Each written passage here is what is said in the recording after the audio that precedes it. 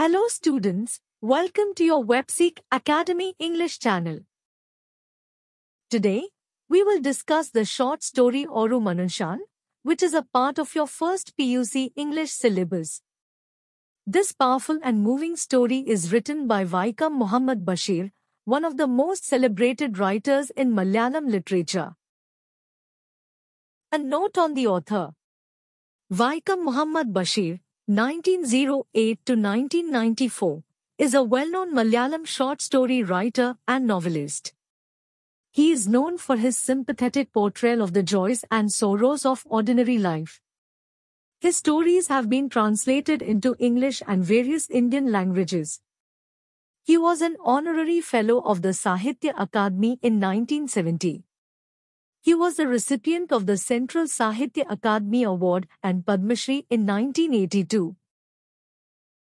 Oru Manunshan summary. Oru Manunshan, when translated to English, means a man, and the title refers to a man who comes to the rescue of the speaker, who is in a land which is 1,500 miles away from his home. The speaker knows no one there, neither does he know the local language. He knows English and Hindustani, but not many inhabitants of the land understand English or Hindustani. The place is quite a big city in the valley of a mountain. The crime rate is high as the people are merciless and are prepared to do anything for money. They work as soldiers, money lenders or ND watchmen in banks, mills, commercial establishments.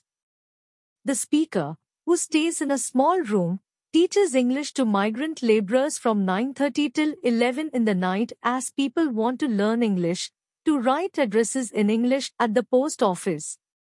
If they have to get it done by others, they have to pay anything between 1 anna and 4 annas. The speaker, who earns very little, sleeps all day and wakes up at 4 in the evening, so as to avoid the expenses of morning tea and noon lunch.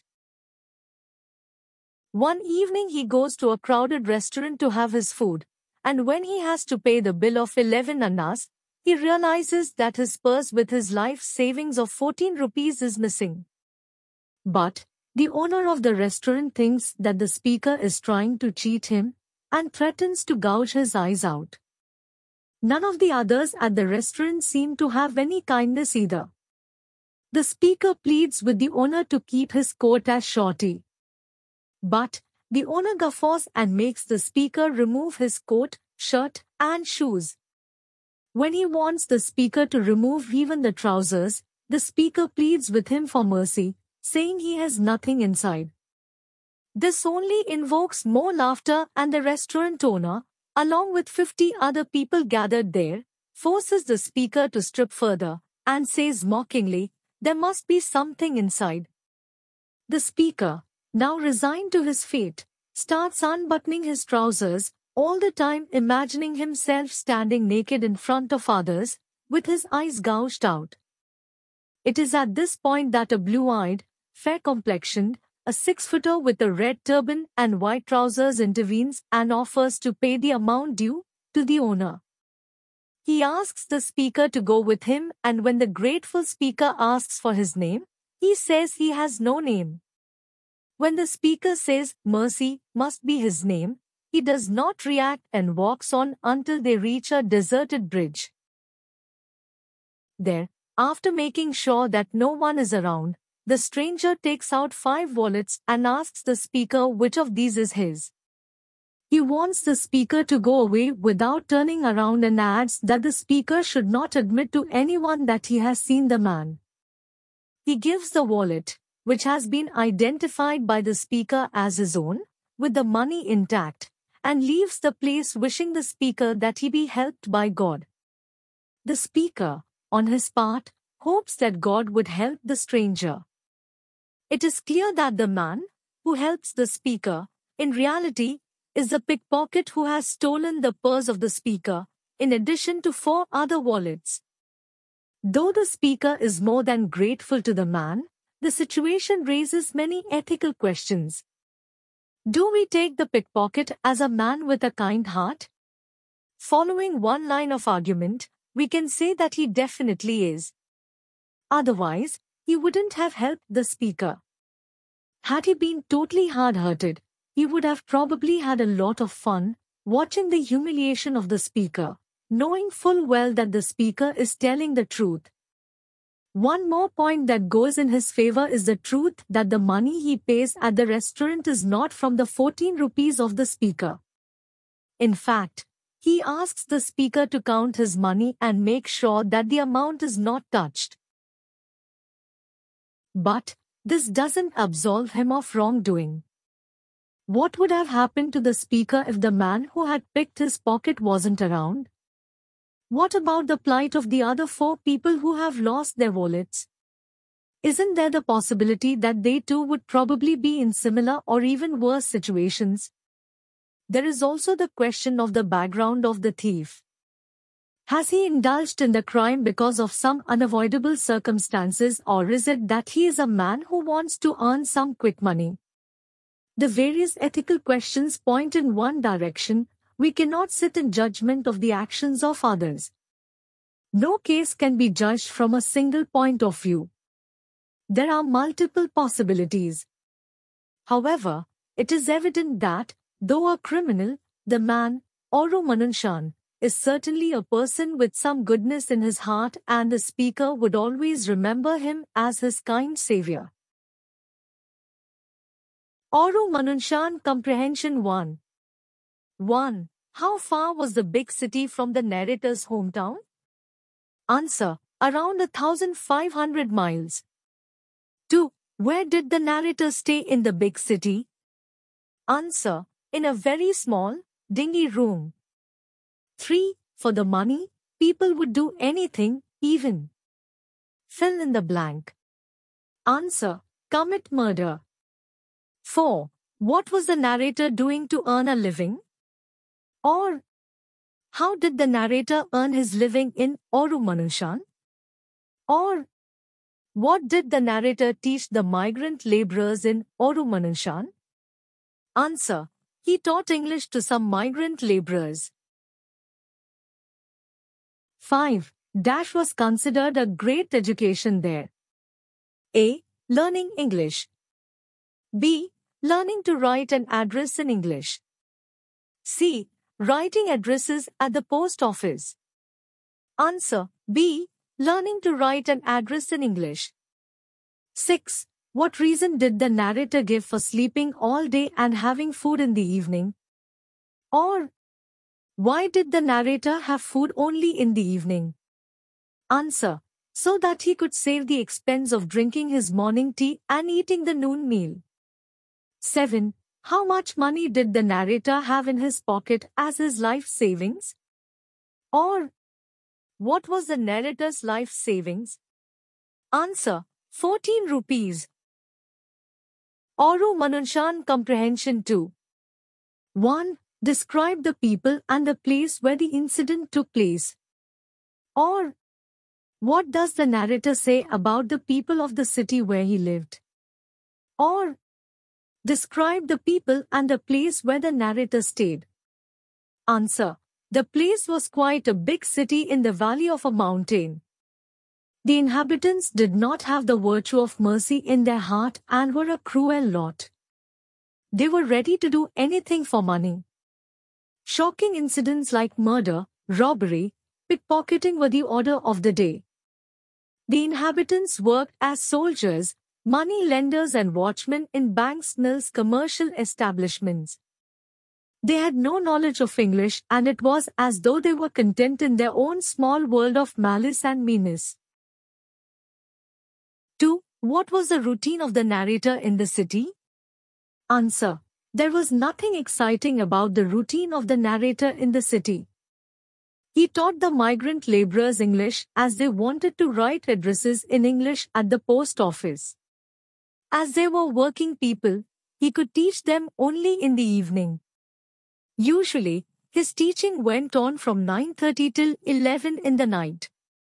Since he earned very little, he slept the whole day and woke up at 4 in the evening so as to avoid the expenses of morning tea and noon lunch.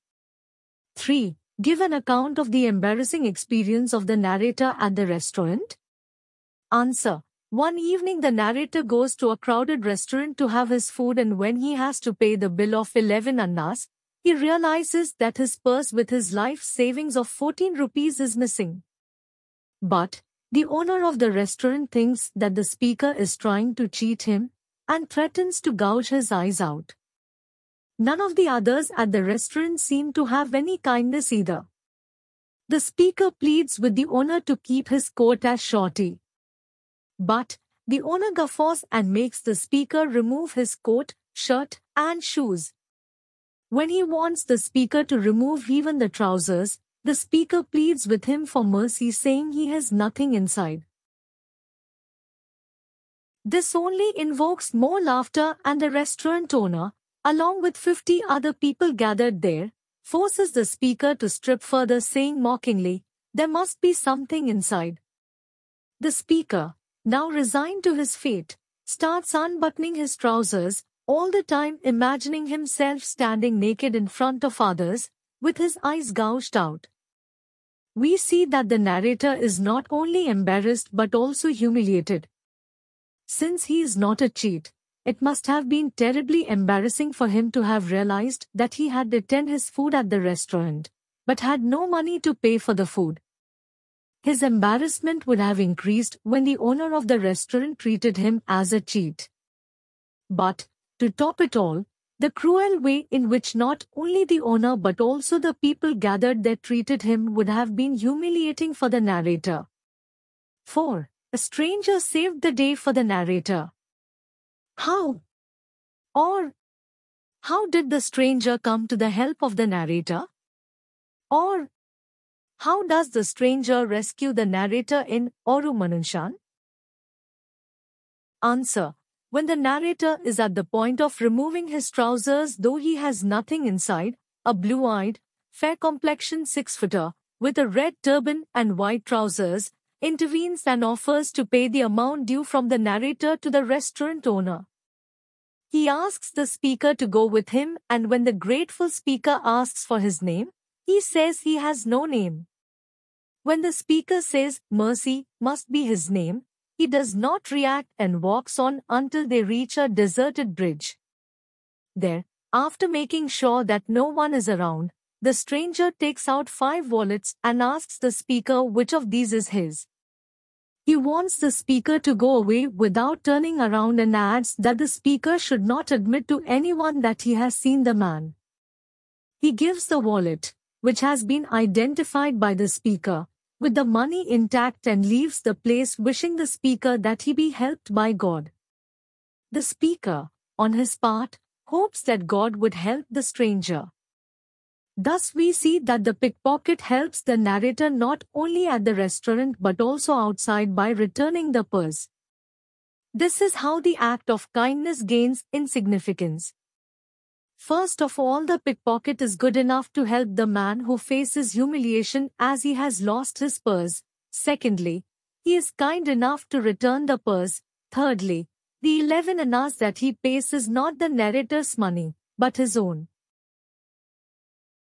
Oru Manunshan Comprehension 3. 1. Does the story Oru Manunshan talk about transformation in a person man? Discuss. Or Oru Manunshan exemplifies the transformation of a human being. Substantiate. Answer. Yes, indeed. The transformation is seen in the pickpocket. The pickpocket not only helps the narrator at the restaurant but also helps him further by returning the purse. This is how the act of kindness gains in significance. First of all, the pickpocket is good enough to help the man who faces humiliation as he has lost his purse. Secondly, he is kind enough to return the purse. Thirdly, the 12 annas that he pays is not the narrator's money, but his own. Perhaps the pickpocket, until then, was not a witness to the problems created for people from whom he had stolen their purse. Maybe the narrator's plight reveals to him for the first time glimpses of the problems faced by people when they lose their purse, with their hard-earned money in it. That is why, despite the fact that people at that place were usually merciless, we see a transformation taking place in the heart of the pickpocket. 2. Do you think the restaurant keeper was overreacting when the narrator could not pay the bill? If so, what accounts for his behavior? Answer: yes, he was. He gives the narrator no chance at all. It is as if all those who claim to have lost their purse were liars. Even when the narrator asks him to keep his coat, he shows no leniency. He has a lot of sadistic pleasure at the cost of the narrator while forcing him to strip. He comes out as a cruel man who has no pity at all for people with problems. However, there is a possibility that he has turned out to be so cruel after bitter experiences. If we consider the fact that the people of that place were ready to do anything for money, we should understand that the restaurant owner might have had people duping him with a cock-and-bull story of losing the purse. Maybe over the years, he has lost his gentleness and hence goes to the extreme extent of ill-treating such people so that others wouldn't dare come up with lies. All said and done, the final word on the restaurant owner is that he comes out as merciless. He could have made the narrator do some work in his restaurant to make up for the 11 annas. But he gives absolutely no chance to the narrator and humiliates him cruelly. Thanks for watching. If you found this video helpful, don't forget to like, share, and subscribe to Webseek Academy for more English lessons and notes. See you in the next video. Until then, learn more and achieve more.